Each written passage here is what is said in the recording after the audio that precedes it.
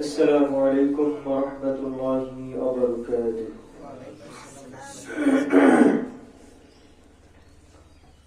الحمد لله رب العالمين، الصلاة والسلام على أشرف الأنبياء والمرسلين وعلى آله وأصحابه أجمعين. الحمد لله رب العالمين والعاقبة للمتقين، الصلاة والسلام على أشرف الأنبياء والمرسلين وعلى آله وأصحابه أجمعين. শুকরিয়া জ্ঞাপন করছি সেই মহান রব্বুল আলামিনের দরবারে মাস সময়ের মধ্যে অত্যন্ত গুরুত্বপূর্ণ একটি মাস মাহে রমাদান, দিনগুলোর ভিতরে উত্তম একটি দিন জুমার দিন, যে মহান রব্বুল আলামিন আমাদেরকে তৌফিক দান করেছেন একটি সপ্তাহের পরে আবারও আমরা একত্রিত হতে পেরেছি। এই সুযোগ যিনি দান করে দিলেন সেই মহান রবের কাছে নতজানু হয়ে সিজদা অবনত চিত্তে শুকরিয়া জ্ঞাপন করছি, বলি আলহামদুলিল্লাহ।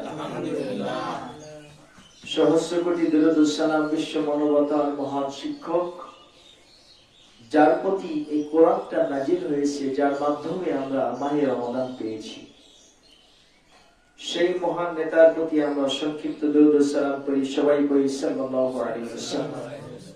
সবাই কেমন আছেন?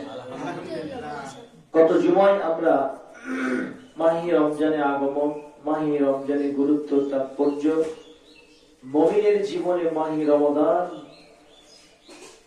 যে কল্যাণ বয়ে আনে, যে মঙ্গল বয়ে আনে, এটা নিয়ে আমরা আলোচনা করছিলাম সূরাতুল বাকারার 183 নম্বর আয়াতে কারিমা থেকে।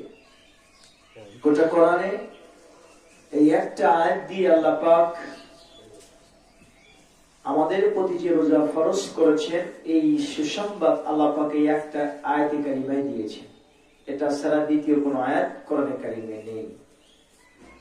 এখানে গত জুমায় আমরা যেটা বলেছিলাম, রোজা হলো আমাদের জন্য ফরজ ইবাদত, 1 মাসের জন্য।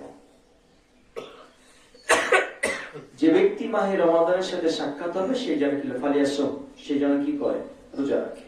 আমরা রোজা আছি, একটি ফরজ বিধান আমরা কায়েম করি জাতিগত ভাবে, সামাজিক ভাবে, ব্যক্তিগত ভাবে।